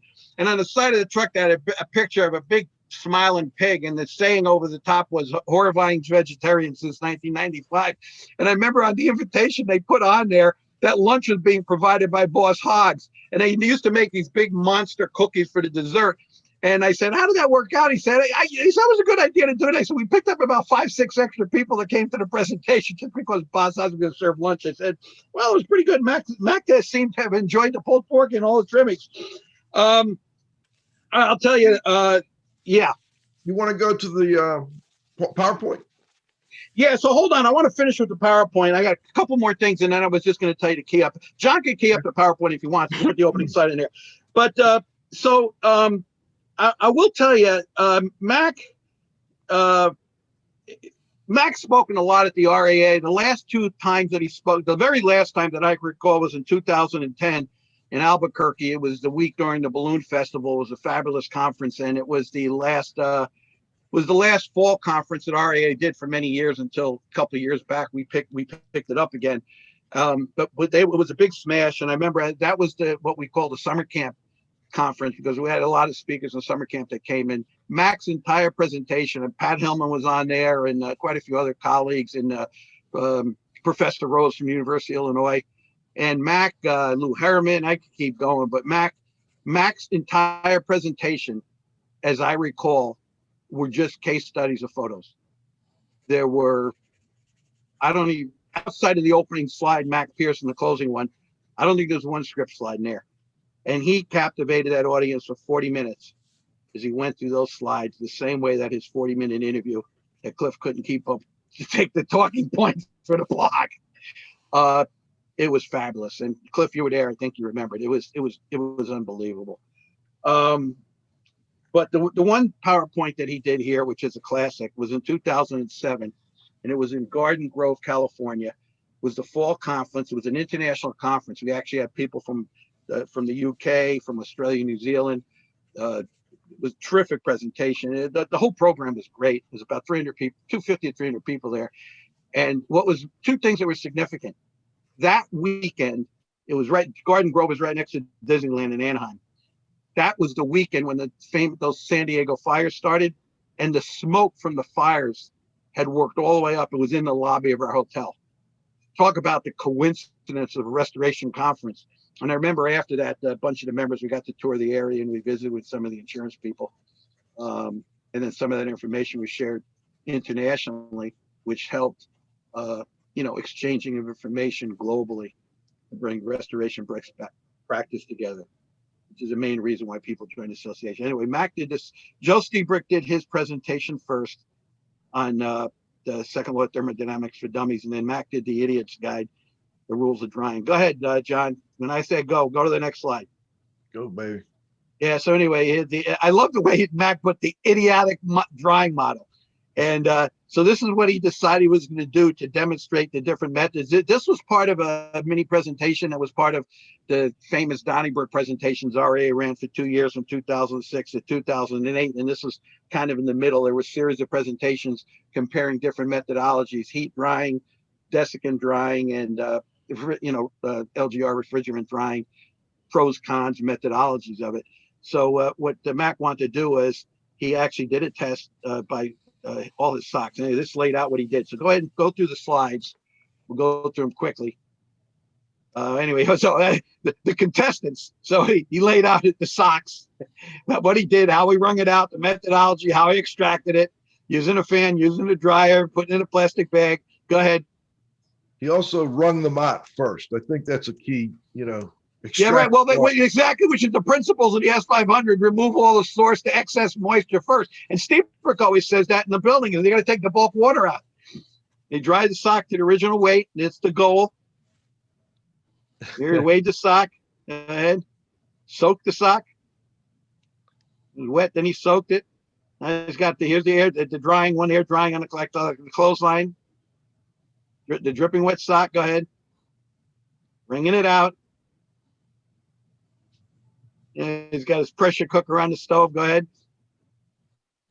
Now this is the oven. He's doing the temperature by putting it in the oven. Sock in the oven. Ready for the dryer. Now he's got the dryer. Go ahead. And I think the oven, the purpose of the oven was to represent, maybe duplicate some kind of a kiln drying type of thing. Then he had the clothes dryer. Now he's got another clothesline that's ambient. You're taking temperatures. Go ahead. You got the sidewalk temperature. Go ahead. In the sun, out of the sun. Yep. He was having too much fun doing this. Well, he gave this entire. Now he gave this entire presentation, these 37 slides, in 15 minutes to the minute, and he rolled through them. It was unbelievable. Go ahead. Keep going. Stone. Yeah. You could tell how serious he wasn't doing it. Okay. Here's the wet sock temperature. Yep. Go ahead. All right. Yep. Yeah, changing the temperature. Yep. Yeah, I love the fact he has it in centigrade also. Keep going. And well, this is great for the Aussies. The Aussies loved it. Yeah. And the Brits. Going. Yeah. Flip through. Keep going. Oh. Yep. Now he's got the fan. Okay. Yeah. This is a representative of the dryers that we put in to dry the carpet and the walls and whatnot. All right. Next. Temperature again. Flip through these. Boom. Boom. Yep. All right. So some of the rules for the idiots. I love the way he played right on to the thing. The weather and stuff is the longer it takes to dry. If it isn't the heat, it's humidity. Moving air dries faster than still air. Heat is never uniform. The less you think you know, the smarter you are. Salesmen don't always mean to lie, but they usually do. Oh, geez. Go ahead, John. The next one. What made me think bipolar ionization on that last one? I don't know. Yeah, and the funny thing was so all the guys are up there. The heat guys got all excited because they were kind of the new kid on the block. The two dehumidification methods been around a long time, and they were all excited. And Mac was like their new rabbi. Because and I said, but he said, unfortunately, you can't take the building materials and put them in the clothes dryer, and then basically reinstall them as part of the drying process. Oh my! I got a couple. Go ahead. Go ahead. You finish up your final thoughts, and then we're going to wrap it up here. Yeah. So I guess a couple things that I kind of like to close with is, that one photo that was up there, John. Can you put the one of me and Mac, the Aiken? I call it Aiken Payne or Mutt and Jeff picture. Classic there. Yeah. So that was taken in 1999 at some conference. You can tell we got the patches and the ribbons. If the two of us. That was Mac's Sunday dress suit. That's about as dressed up as you're ever going to see him right there. He had the jacket. He had his little tie. And if that is not a picture, Mutt and Jeff and Aiken Payne, I don't know. Well, I tell you, Mac had that picture on his office desk for so many years. And his wife, Ann, sent that to me after his passing, a little note that I'll keep private of, how Mac felt about me. I certainly felt the same about him. I'll tell you three quickies to wrap it up. At that Charlotte conference in 1999, the RA Fall Conference, where McGuinness said he first met Mac, we had a IICRC S500 meeting, like a subcommittee meeting that was in the development for the second edition of the S500. So there were a lot of outside experts like Mac and others that we invited to sit in observers in the meeting. And I remember one of the things that Mac said later, we used to call back then the mildew and the micro, the mildew and the microban battles, over the different disinfectants and antimicrobials.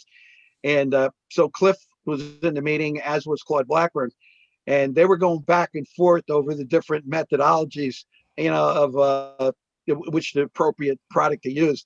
And I remember Mac was so fascinated. At one point, Mac was in the room, and he was just looking so intently. He didn't say anything, whatever. And then after we took the break, I said, Mac, boy, that was really something. He goes, boy, it was really fascinating. He said, watching those two guys go back and forth over that, he said, it captivated me. And let me tell you, it's not easy to captivate Mac.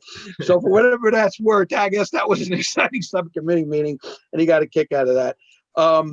The one thing, Mac, I used to do a lot of road trips with Mac, and we drove a lot. And we would talk. And one time Mac says to me, he says, Pete, he says, when you talk and you're driving, he says, you can talk and you don't have to look at the guy in the other seat while you're driving. He said, if you keep your eye, he goes, if you keep your eye on the road, I can still hear you. And so I kind of laughed about that. I said, well, I'm a New Yorker. I'm an Italian. I talk on my hands. I look around, and I'd say, well, I'm not going to hit anything. It's not like we're in downtown. We're on a highway. And Mac says to me, after that, we were in Chicago, and Zlotnick will remember this, at one of the conferences, and we went downtown to go to dinner. And a bunch of us drove down, and I drove them down. And after we got done with the dinner, I remember Cliff and Rusty immediately jumped into a cab and they took a cab back to the hotel. It was a $50 cab ride. And I said, guys, the car's only parked a mile away. I said, or a couple blocks away. Why don't you wait? We'll drive back together. Rusty, I'll never forget this. Rusty looks at me and he goes, Pete, my life's worth more than a $50 cab ride. I ain't driving back to the hotel with you. So the other two guys, so Cliff and Rusty, so Gary Fineri was with me and Mac. And Mac, they wanted to stop by some place to pick up some T-shirts for the kids. And Mac always used to like to stop at the local 7-Eleven to get big bottles of Coke because he didn't want to pay the money in the hotel for it, because it was so expensive. And I remember when we got out, they basically said, hey, Pete, you look kind of tired. Why don't you relax and we'll drive back to the hotel? I said, no, I'm okay. I'm not tired. And they looked at me and they said, no, you don't understand. Get in the back seat. Take a nap. We'll let you know when we get to the hotel. They wouldn't let me drive the car back to the hotel. So after that, on all the road trips, Mac would drive. And Mac used to love to listen to the MPR radio. So we're in North Carolina, and we did a program in Asheville, and we went to Greensboro, Asheville, and we were on our way down to Charlotte to do that one with Frank Heaton that I told you about. So I was really tired. It was a long day. It was the end of the day. So I'm in the seat, and I figure I'm going to take a nap. So Mac, okay, Pete, go ahead, rest. We're all buckled in, and we're driving. And I figure I'm going to wake up. We're going to be in Charlotte. Well, all of a sudden, my ears pop. And I open my eyes, and I'm looking, and I see a sign, and it says, welcome to the Great Smokies. And I look over at Mac, and Mac, oh, Pete, you're up. I go, Mac, you turned the wrong way on the interstate. I said, we're in Tennessee. We're supposed to be going the other way.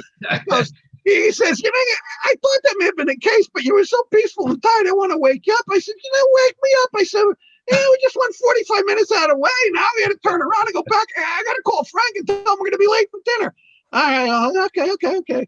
So anyway, it was always interesting being on the road with Mac. I so enjoyed it. I just remember these little things with such fondness. And he was just such an interesting guy and such a good friend, such a talented guy. And his contribution to the industry was really something. You wanted to add something? Yeah, I just need to explain something to the audience that first of all, Mac told the truth when he said that Pete looks at the other seat, when he's driving. Okay. The reason that Rusty and I and Fineri and Mac wouldn't drive with them again is he looks at the back seat when he's driving, when people are talking. And that's why we don't like to ride with him. Well, Joe, let me just close with this. The last time I talked to Mac was probably about a couple months before he passed, and I didn't actually know it at the time. I hadn't talked to him in a while. You know, me and Cliff, when we would be together in Pittsburgh, we would call Mac once a year, twice a year, just to catch up. I would probably talk to Mac 2, 3, 4 times a year just to chat. We'd have a little email now and then. So I called him a couple of months ago because I was doing some preparation for next year for the winter break event, and I wanted Mac to present. And I got a lot of the old guys that committed in Lstiburek, a lot of the moisture mop guys, right? And Mac, as soon as Mac picked up the phone, I said, "Oh, hello, Pete." I could tell in his voice there was something wrong. I wasn't sure what it was. And I said, "Mac, it sounds like don't sound too good." He says, "Yeah, I'm not that good." He says, "I've been feeling good." And says, "I said, well, what's wrong?" He said, "Well, the doctors don't know, and lost some weight, but." And then he started to perk up, and I told him what I wanted to do, and he said, "Boy, that'll be great, Pete. I'd love to do that. I got some new information." I said, "You know, we'll do an update on the Willie study, and you know, we'll do some stuff on the Idiot's Guide." He said, "Yeah, it'd be great. It was fabulous." I said, "Well, look, Mac, great. I'm looking forward. A lot of your old buddies will be there. You know, you'll come on out and come to Florida in January. It's real cold in Minnesota. It'd be terrific." And was really thinking we were going to do that, and of course that was not to be. And you know, that was my last conversation with Mac. But I think for a moment I picked his spirits up. And then I remember I sent a private text to both McGuinness and to Cliff. And I said to both of them, I said, "Hey, why don't you guys just reach out to Mac and say hello to him?" And he's not feeling good and whatnot. And then, of course, you know, a couple months later, we all got the bad news, and here we are. So, you know, I guess it just goes to show just, you know, live every day to the fullest, because, you know, like they say, you just really never know when you get that old tap in the shoulder, and that time here is over. Anyway, Mac, rest in peace. Always remember you fondly. Thank you. Thank you, Pete. I want to thank this week's guests, Joe Lstiburek, Mike McGuinness, of course, the Restoration Global Watchdog, Pete Consigli, my co-host, the Z-Man, Cliff Zlotnick. By the way, next week, we're going to do the 75th RIA anniversary show recap. So Pete will be back, and along with the Z-Man, they'll be bringing us some great information from the granddaddy of the restoration industry. I also want to make sure I thank John. You got to have faith at the controls. And most importantly, our growing group of loyal listeners. It's been a great week thinking, you know, just looking back on the life of a great man that was so important to this industry and taught a lot of us a lot about mycology, and we'll all appreciate that forever. So we'll see you next Friday at noon for the next episode of IAQ Radio Plus.